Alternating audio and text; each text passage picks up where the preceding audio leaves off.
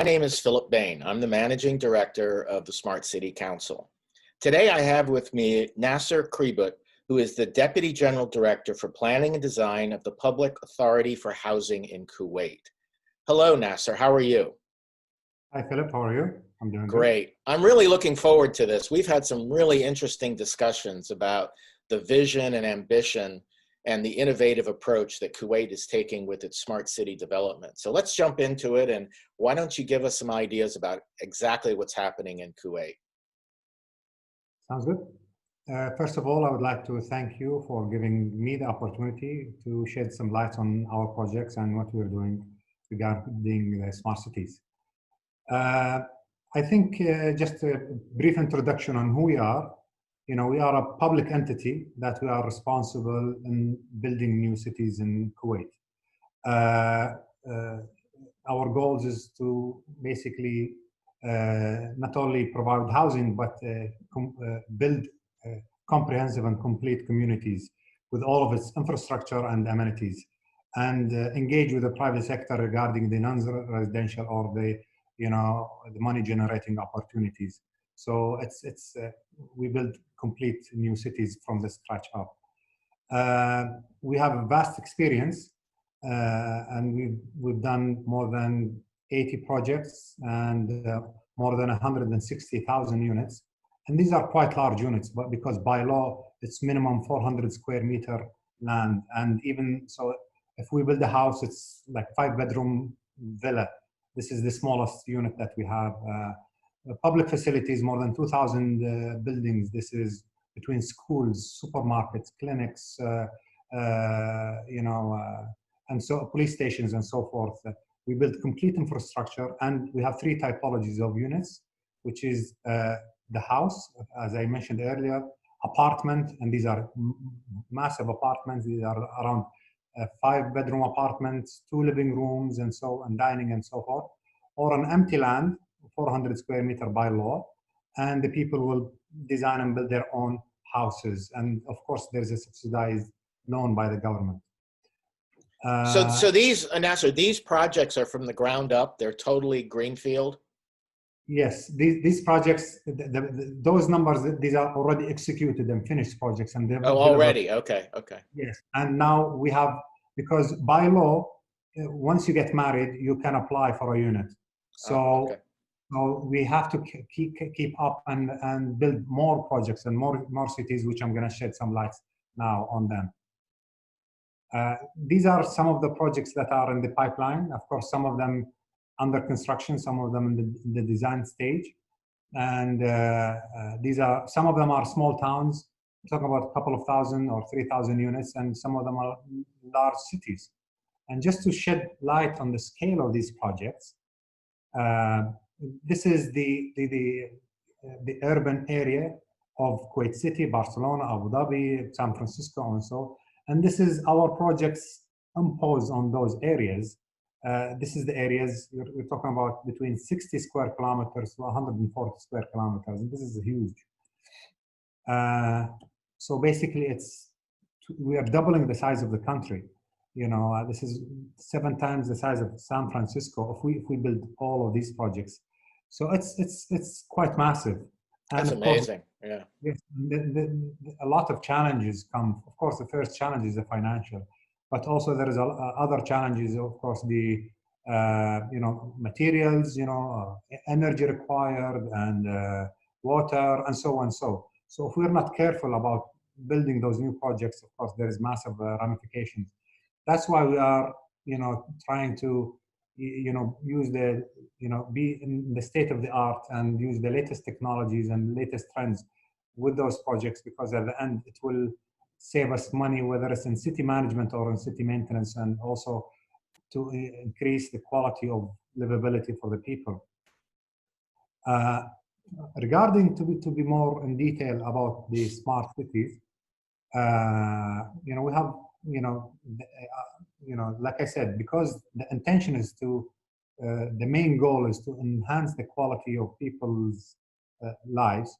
So it's citizen-centric, this is what we call it. And there is these pillars that are, this is the main pillars. It's smart mobility, smart utilities, smart welfare, smart environment, smart living, and so.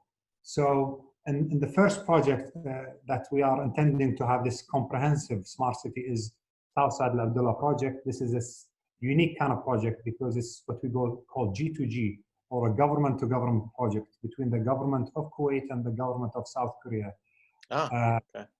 Yes, this is quite unique. These two governments are joining forces, and throughout the relevant authorities, creating a partnership in developing this new city.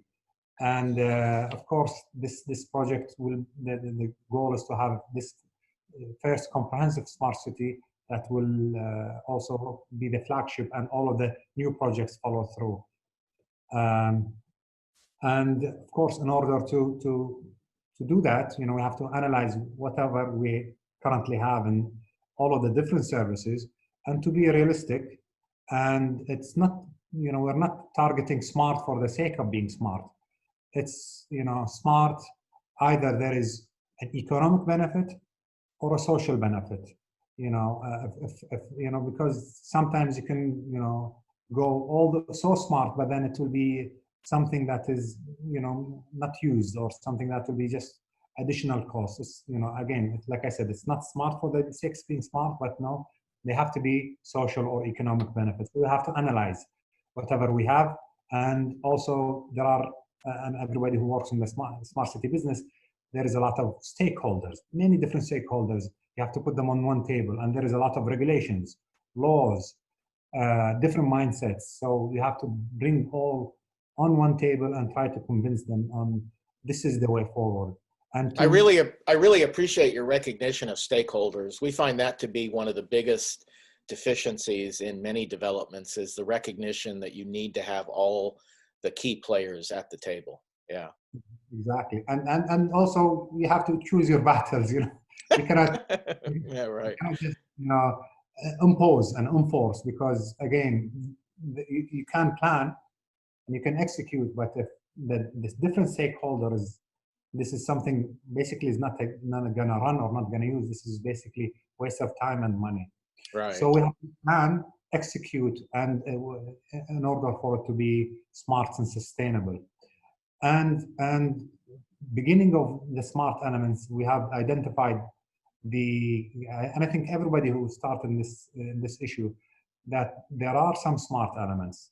And if we're talking about Kuwait, we have smart grids, we have smart traffic lights, and for safety CCTVs, but there is no integration. These are separate silos. And sometimes different entities have different cameras or different systems for the same thing, and we think this is costing public money and redundancy. And I think now we can, instead of having separate silos, we have one comprehensive, or complete and unifying place, in which instead of having different cables, we have one cable and one system of camera, and everybody logs in, and each entity has its own login, or depending on the entity type. For example, if it's safety, if it's police, if it's the ambulances, or so, they have their own access, or the allowability of different accesses. But if I see this correctly, Nasser, so you have different the public safety or the housing authority. Each of them have their own access to the system, but it's one integrated operating model. Exactly. This is the goal, Okay. in which to create, which I'm going to talk a bit later, the IOC, or Integration Operating Center.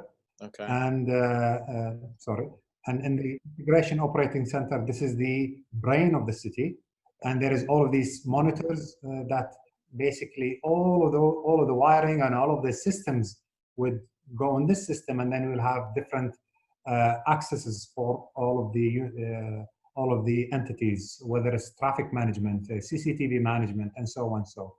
And each entity basically will have its own representative in this IOC. To just shed some light, we have basically summarized the type of services. we have 10 improved services, 5 upgraded services, and 15 new services in Kuwait. And these are, again, like I said, whether it's in mobility, utility, safety, environment, or living. I'm not going to go in detail service by service because this will take a long time, but I might shed some light on some of them. And already we have sat down with all of the different stakeholders, and that's why this is the number that we think is doable and manageable from our point of view. For example, the CCTVs or environmental monitoring, and to having data, whether it's for the city operators, whether it's for citizens, or for lawmakers or whomever is interested, to monitor, you can have your city application and you can monitor, have accesses, for example, what is the environment in this sensor, or what is the cameras, and it will help us whether it's in safety, it will help us in car accidents and so on. So also infrastructure, the intention is to have a 3D modeling of the infrastructure and to have more sensors on all of the infrastructure. So if God forbid there is any leakage in the infrastructure, instead of waiting for a complaint, or God forbid there is a sinkhole because it's under the ground, nobody knows. No, you get instant message to the maintenance department or that relevant authority that there is a leakage of water here or there is a problem here. So they fix it instantly, and this will save a lot of time, money, and lives. So this is very, very crucial and important for us. And of course, the potential is huge, whether it's smart schools, libraries, health centers, and so. And if we had such system working in this pandemic, we could use this smartness and, whether it's people that are infected or people that are, because if you are with the infected people and, they have to, stay away, and so it will help to monitor the people and to monitor how the spread of so the potential is massive, and we can investigate it more and more. We think that the integrated operating center is quite important, and it can not only gather information from and give it to the different stakeholders, but also the private sector can use it, and we might even sell information that will be used for the investors, or depending on the traffic, or whether it's pedestrian traffic or this vehicular traffic or bus movements and so on. So you see the data you collect as being an asset. Exactly. Yeah, okay. Yeah. This is the most important thing, and we think data is the new oil. I think. Okay. And again, this slide to show again, because there are some issues that we have to take into consideration. Yes, for example, the MOI, which is Ministry of Interior. This is Ministry of Interior, which is basically the police here. There is integration, but also at the same time, they require their own network for security, for the safety. So we will have integration, but at the same time, they will have their own lines of communication. So because they have their own system now, but there is integration yet separation. And this is quite important to identify each stakeholder and their concerns and how to tackle them. And for example, if it's traffic or accident monitoring, or if it's information regarding people or criminal records and so on. So this is just for ministry. So let me ask this, Nasser. So in other words, this is probably a system that's partly designed to help with data governance. So each, like mobility and safety, will control access to its data. Is that the idea? It's a mixture. Okay, it's a mixture, right? Okay. Because the most important thing for us and our target is to control the roads and infrastructure. Right. This is the basic, and then in addition, each entity has its own information and data. in which it Right. has to collaborate through the system. So Okay, that's okay. the potential is huge, you know. So So you have some data sharing rules. So you exactly, have rules around data sharing, right? That's the key, I think. Yeah. Okay, cool. exactly.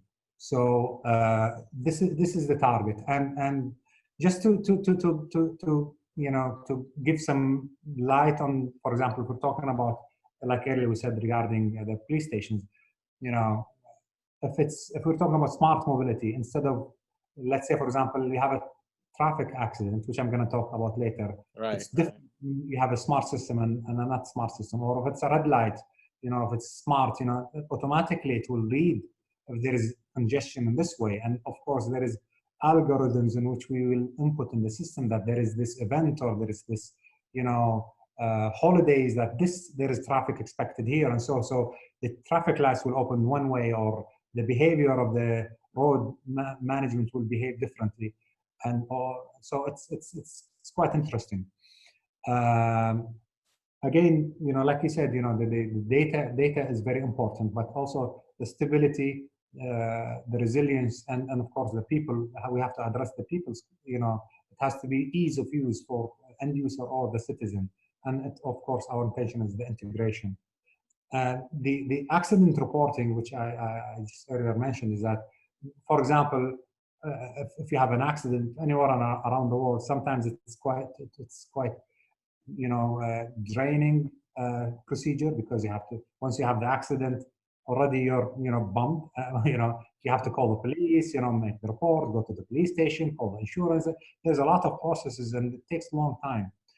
But with smart city elements implemented, the system is much easier. First of all, you know, with the cameras, you can just take pictures and then just move forward, you know, and, you know, just send this picture to your insurance policies, or to the application of the city, and it will go with the flow through the application that is assigned. Also, there is high potential. For example, the lights increase the illuminance of that traffic light, you know, so it doesn't have more accidents, because sometimes it's a little bit dark, there will be more accidents. Police want, because they know that there is an accident, so there will be automatic dispatch if there is any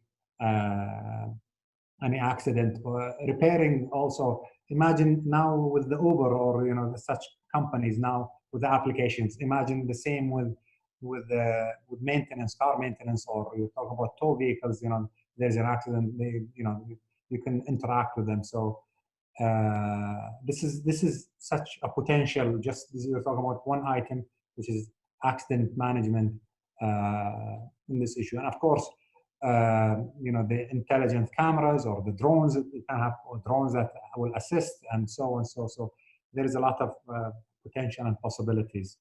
Um, you know, like we said earlier regarding the open data services, or our intention is that, you know, people can, you know, use their mobile phones or the laptops or whatever from home, check, you know, what's happening in the city or in the roads, or you know, if there is you know, anything they have to take into consideration. And city operators are collecting this data, and city management and the policymakers will have this data and analyze and see if there is any maintenance here, or, you know, so this will save a lot of money and time.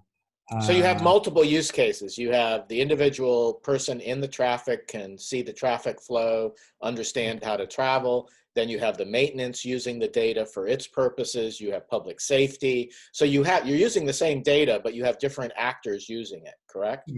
Different actors and different interfaces, because Right. Okay. Right. Exactly. Yeah. whatever the citizen is seeing is different, quite different from the operator, and it's quite different from city Gotcha. manager. Right. And also it depends on the level, you know, because if we talk about high level city officials, these are non-technicals, but they're policymakers. So you want higher level dashboards for them. But if you talk about the technicals or the maintenance guys, you want exact location of the problem. Right. It depends on. Yeah, so the interface for the data is really important for each user. Yeah, right, exactly. Exactly.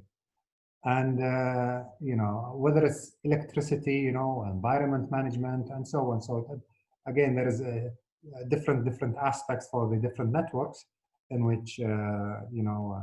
is implied. Again, to wrap things up, smart mobility, smart utility, smart environment, smart welfare, smart living and safety, a holistic picture or holistic target we are targeting. And of course, there is a lot of processes that we want to make integrated, and there's a lot of policies we are doing, between the different stakeholders, because this is the messy part, is how to make everybody agree and tailor make each and also and to integrate. So you have each one, you have to tailor make his own issue or his own network or a smart element, but also we want it to be integrated as a holistic picture. Right. These are some pictures of, for example, a dashboard on the telephone, a portal that, this is the camera location, or this is, electricity or water or whatever. This will be, whether it's in the, imagine the maintenance guys, instead of waiting for the telephone to ring, you'll have this application and you will get a message that, there is a leakage here, or there is an issue there, or the police station, this camera will be, this color, that there is a problem. So we'll check the camera. If there's an accident, the closest police cruiser or vehicle will go to this location. It's the technology now. There is a lot of a lot of potential. Like now, a lot of people are inserting in their homes this smart doorbell without moving. You will get without even ringing the bell. Sometimes there is a motion detection. Anybody that right. a picture. But imagine more complex and linked, to accidents and linked to traffic and traffic densities and with maintenance and so. So this is one of the issues. And these pictures are showing the cameras and environment and infrastructure. And here we're talking about some other dashboard also for decision makers. This is here where we have whether it's the smart charging or how much energy is being used here or how much water is being used there. Because of our harsh weather, there is a lot of consumption, especially during the summer of energy. Right. But there is times in that especially during summer seasons, school is off. So instead of every building or every traffic light or whatever, you have to shut down one by one or the AC or so forth. With a smart city, you can with one button shut down or control the city management. I think not only that, but also we are introducing new and interesting technologies. For example, we are introducing the so-called district cooling. Instead of each building has its own AC, there is one centralized, or more than one, but centralized air conditioning, especially for the high density areas. So basically you will be buying energy, buying water, and buying AC.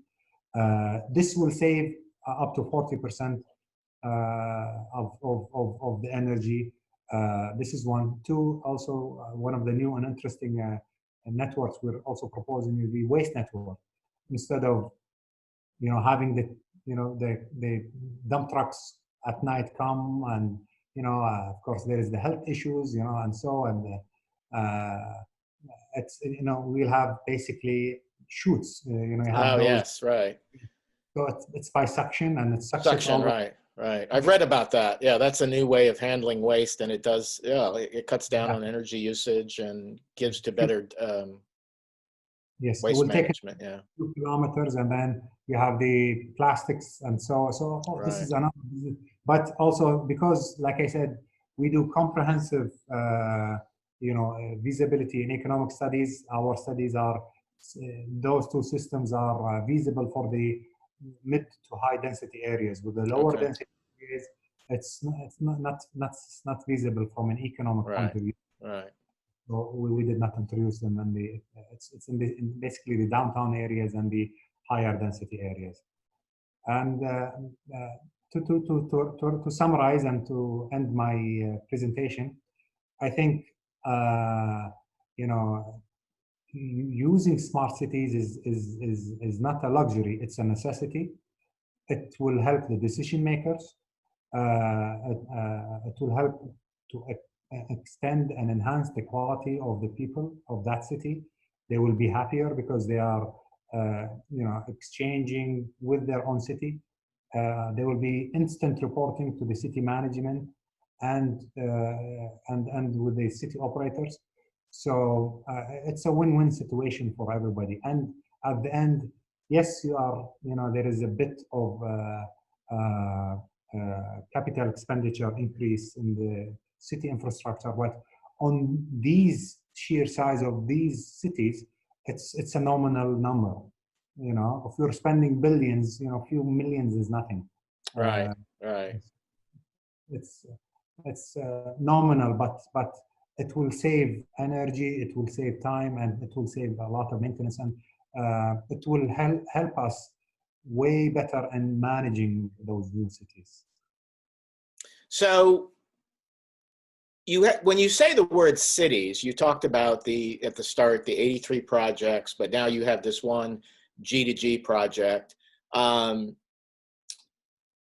But these cities are sort of located around Kuwait, right? They're not all in one place. So are you linking them up also? So you have like one city and then it links with another city so that it shares data? I'm just wondering if your data sharing goes beyond the immediate needs of the city. Yeah. Yes. Again, because you have two levels. You have the city level, in which the city and its own services and is inside, and then we have the redundancy on the national level. I got you. Because okay. When we are linking, for example, with the police, they want our center to be a redundancy also to their system. Right. Ministry of Electricity also they have smart grids and they have a control center, but we are linking, and so it's depending on local or national. And so it goes both ways. So each city is linked on the national level, but it has its own system and linked on a national level. And I think this will also enable later on different cities to compete. And we think competition is always good, you know. Okay, okay. That's interesting. Now, from the standpoint of sustainability, if I remember correctly, you're using to supply, I mean, I've been in Kuwait in August, and so I know, you know, what it can be like, but you have desalination plants, right? That's how you're producing water? Yes. And then are you using any solar? Are you starting to use solar power?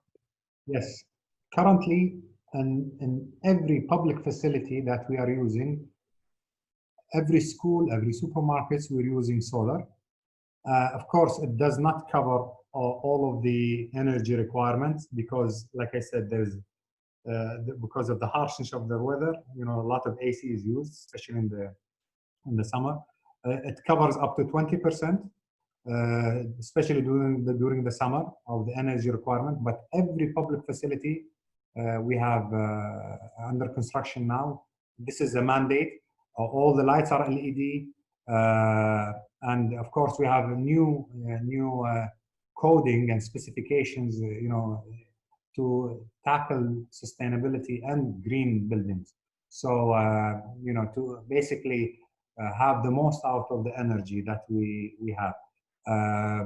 Also, you know, regarding this project, there is not a quite large area, but there is an area for what we call a solar farm. Okay. More for research, and the houses here that we build, we intend to have as an option for the people to buy the solar units and to be subsidized by the government. So along with building new digital cities, you're also making them sustainable with different types of renewable power sources. And I love your waste management plan for dense areas. I've seen that as a cutting edge best practice in other places too, the ability to suction off into channels the trash. So that's very, very enlightening that you're doing that. No, this is fantastic. This is really bold and ambitious. I've also spent a lot of time in Korea, and I think you have a very good partner there, because the Koreans have done a very good job of building up digital infrastructure in their cities, and they understand that very well. So this is a brilliant vision and plan going forward, Nasser. Yes, again, like you said, Korea, regarding this smart city and the IOCs, and especially those new different networks, we've seen it operate there, already built and existing, and it's quite impressive. And it is, yeah. And it changed people's behaviors, and it's a livable, or it's a city. We call cities cities are a living organism. Right. Also smart elements. And for example, one of the projects that we've seen in South Korea, there was an issue regarding, for example, because this was interesting for me, regarding sexual harassment, especially at night, if there is a woman going to a nightclub or so. So they've had in the city application, if a lady or a woman taps onto the city application and tap this button, that means she's afraid that maybe somebody is following her. So any camera, any police, whatever, they will move closer to her. If God forbid something happens, she shakes the phone, and then guess what? It's happening. That's and they showed us the statistics and the videos that happened and how they tackle it, and it minimized the crimes and the sexual harassment by 90%. And this is just one instance. So as you go along, of course, it will open many, many doors, and you can explore it. Let me ask you another question. We haven't talked about your communication infrastructure. Are you going to introduce 5G? Again, when we do those projects, it's a mixture of fiber optic cables, in which will be built across, and 5G. And 5G, okay. Yes. Okay. 5G, this is for us more of the mobile network communication. Right. Well, it allows you to manage the devices, a lot of your individual devices. Exactly. So as you want to connect Wi-Fi, or your, like you said, the mobile tablets or your phone, of course, it's 5G. Already we have 5G now. It's more and more in the country is being spread around. But regarding the actual network, it will be fiber optic cables. Okay, gotcha. Okay, so laid in the ground. Oh, that's interesting. Mm. Well, thank you, Nasser. Any last thoughts to leave us? I mean, this has been an eye-opener for me. I mean, Kuwait is really at the cutting edge of smart city development, and I have to congratulate you on that. But any last thoughts? Well, just last thoughts is I want to thank you for giving us the opportunity, and for any questions or any details, anytime, I will be more than glad to shed some lights more on our projects. And we can share this presentation with people who request it, so that's fine too. Again, Nasser, thank you very much for your time. I appreciate this, and I look forward to meeting you sometime soon and visiting Kuwait and all these smart developments. I think it would be really cool. So again, thank you for your time. Thank you very much.